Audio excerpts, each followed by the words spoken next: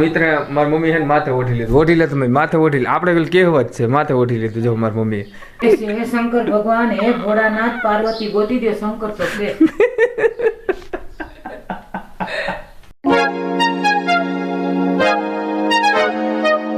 તો કેમ છે મિત્રો, સ્વાગત છે તમારું મસ્ત મજાના એક નવા બ્લોગમાં. આજે છે ભાઈ મહાશિવરાત્રી અને મમ્મી જો અમારા ભાઈ લાડકવાયા થઈને તૈયાર થઈ ગયા છે. અત્યારે ધરે હે જો મારા પપ્પાને થારી ધડે બરાબર. કાંઈક ને કાંઈક આમ તહેવાર કે હોય ને એટલે મારી મમ્મી હે ને હર વખતે થારી ધડે બરાબર ને મમ્મી. એ આમ ધરવાનું કારણ શું એમ વસ્તુ મારા પપ્પાને ભાવતું એટલે મારા પપ્પાને મસ્ત મજાનું બહુ ભાવતું. ખાવાનું પીવાનું છે ને એ શોખીન હતા મારી જેમ હું એટલે એ ભાવતું. તો અત્યારે મારી મમ્મી જોઈને ધરે પાછા. આખું ઘર શોખીન છે ભાઈ. જો ભાઈ શું કર્યું જમણવારમાં છે ભાઈ રાજગરાની પૂરી, પછી આ કેનો હે સકરિયાનો શીરો, પછી સૂકી ભાજી, બાલાજી ચેવડો, પાણી, બધી વસ્તુ. છાશ દે, છાશ બહુ પીતા હાચે મિત્રો. મારા પપ્પા છાશ બહુ પીતા હાચે, હકીકત વાત કરું. ના પીતા ઈ તો ભાઈ આપણે એને મયા બીમારી એવી એટલે ના પીતા મય, બાકી તો પીતા હાચે મમ્મી. છાશ ના ધરે હાચે, છાશ ધર દે. ભગવાન ને બધું જો હવાર ચેવડો ધર દીધો એ આજ શિવરાત્રી દે. અત્યારે શીરા ને પ્રસાદ દઈ દીધો. ઠાકોર ભગવાન ને અંદર થઈ ગયું, પપ્પાને થઈ રહ્યો. હવે આપણે ધર લઈ હાલ. શિવરાત્રી છે, ભગવાન નો જન્મદિવસ છે. જન્મદિવસ હતો કે જન્મદિવસ? ઓય હા જન્મદિવસ હતા એને. હું તો એમ સમજુ કે શંકર ભગવાન ના વિવાહ થયા હતા. હું એમ સમજો મેં હાચે હો. હાલે કઈ હાલે ને. શંકર ભગવાન એના ફોટા ઘણા એટલે લવ મેરેજ થયા હતા મમ્મી? એવું થોડું અરેન્જ મેરેજ નતા, લવ મેરેજ હતા. હકીકત પેલા તો ભગવાન નું તો એ જ હતું ને.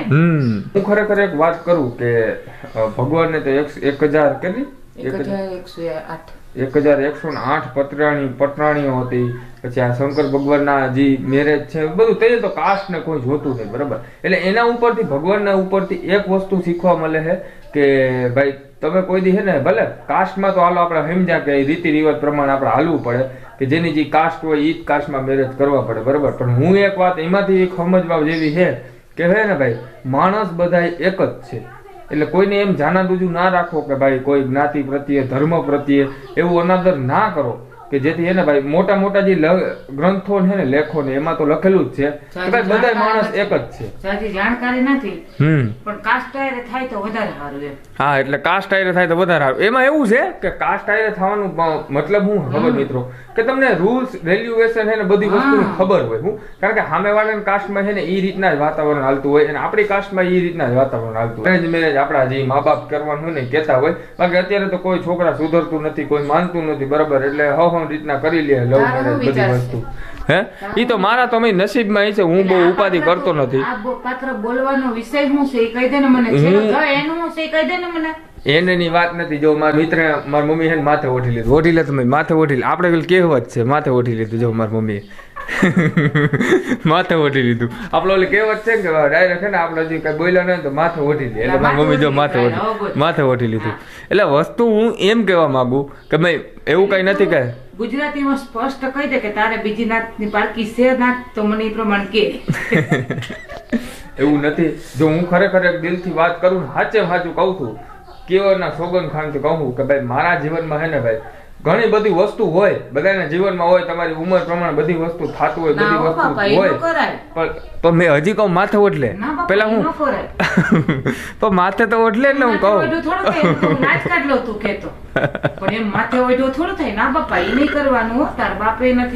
થાય બધી વસ્તુ થાય બરોબર. તમે જીવનમાં હોય તો બરોબર. મારે તમારા મામા હે ને મારા મામા તો મોઢે કહેવા વાળા માણસ, ફૂલ બિંદાસ માણસ હે બરોબર, ખુલ્લે આમ દિલ વાળા માણસ, નિખાલસ માણસ. એટલે ડાયરેક્ટ એમ કહી દે કે હે ને ભાઈ જો મારે તો આની એને હતું. મેં કીધું કે નહીં? મેં કેટલી ફેરી કીધું? એમ નહીં કીધું કે નહીં? કીધું કે નહીં?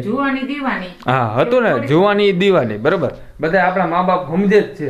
પણ હું તો વાત એમ કરું ને મા બાપ સમજે પણ દીવાની નહીં થાવ. તો વાત તો મારી વાત તો સાંભળ. નહીં થવાનું બાપા જમાનામાં એ દીવાની 4 દિનની જ હોય ખાલી. હા પણ મારી વાત તો સાંભળ.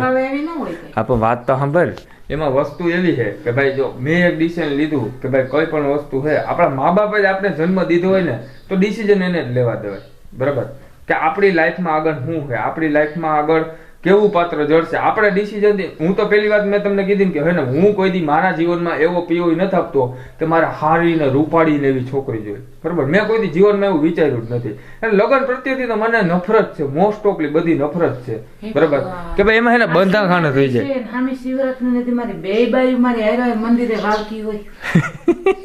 હે શંકર ભગવાન, હે ભોળાનાથ, પાર્વતી ગોતી દે, શંકર તો દે. પાર્વતી ગોતી દો. શંકર ઠીક ના રૂસ્ત પુસ્ત શંકર છે મારે, પણ હવે પાર્વતી ગોતો ક્યાંકથી તમે અમારે હાજર કરો ઘેર.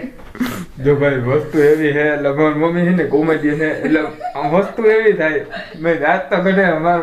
હું ખરેખર જો એવું હોય કે જીવનમાં એક માણસ નામ બોલતું તો બીજું માણસ હું બે ફાર્મ હોવા વાળું ભાઈ. એ મને હું નામ દાંત આવતા હોય તો મારી મમ્મી છે ને દાંત કઢાવી દે. એટલે બધી વસ્તુ આપણે સુખ સુવિધા બધી મળે જ છે, બરાબર. એટલે મારી મમ્મી જોડે જ હું એવી રીતના રહું કાવ મોજ મજાથી. આપણે કઈ છુપાવવાની વસ્તુ જ નથી આવતી. હું કઈ એવો અભિમાન કરું જ નહીં. અમે સાંભળો છો ને તમે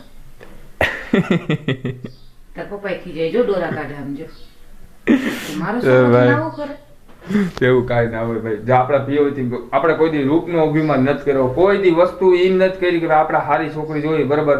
મારા જીવનમાં જે હશે, મારા નસીબમાં હશે એ છોકરી આવશે, બરાબર. એનાથી ખુશ રહેવાનું ભાઈ. બીજી વસ્તુ એ કે મોસ્ટ ઓફલી છે ને ભાઈ છોકરાઓનું જીવન તો કેવું હોય મિત્રો, હું તમને એક વાત કરું, બરાબર, કે કોઈ પણ માણસનું જીવન એવું હોય કે એને હે ને કે એમ તમે બાંધી ખાનામાં ના રાખી શકો, કોઈને પણ મજા ના આવે. છોકરાઓને છૂટછાટ જોતી હોય, રખડવા જોતું હોય, એટલે બાંધી ખાનામાં ના રાખી શકો. છોકરી મા બાપ જે પસંદ કરે ને તમે લગ્ન કરો ને એમાં તમારું કોઈ દી ધયન ન આવે, એ વ્યવસ્થિત જ હોય, કોક જ એવું હોય. તો તમને અમારો બ્લોગ કેવો લાગ્યો કોમેન્ટમાં જરૂર બતાવજો. શિવરાત્રી છે પણ તો અમારે છે ને હું શિવરાત્રી રહ્યો કા મમ્મી તું રહ્યો? હા જાને મેં સવારે 2-4 નકામી પીધી તો હું નથી રહ્યો. ચક્કર આવે, હું નથી રહ્યો શિવરાત્રી. પતિ કેને ખાધી દેખાવાય. સોરી મિત્રો, હું શિવરાત્રી એ ભૈરી શિવરાત્રી ભૈરી શિવરાત્રી રો તો ભૂખી શિવરાત્રી નો ને ભૈરી દે. ભૈરી શિવરાત્રી ભૈરી શિવરાત્રી 3 ટાઈમ ખાઈને દે ને અમે ફરાળ કરીને રહીએ છીએ. તો અમે મળીએ નવા બ્લોગમાં. તમે ચેનલ પર નવા હોય તો સબસ્ક્રાઇબ નું બટન જરૂરથી મારી દેજો. સરપ્રાઈઝ ઉપર સરપ્રાઈઝ આવવાની છે તો તમને આગળના બ્લોગમાં મજા આવશે, બરાબર. ના બાય ની તું જોતા રહેજો મિત્રો, તમે ખાલી જોતા રહેજો. મમ્મી બધા ઘુમરા માયરા રાખા, બરાબર, કાંઈ વાંધો નહીં. તો અમે મળીએ નવા બ્લોગ.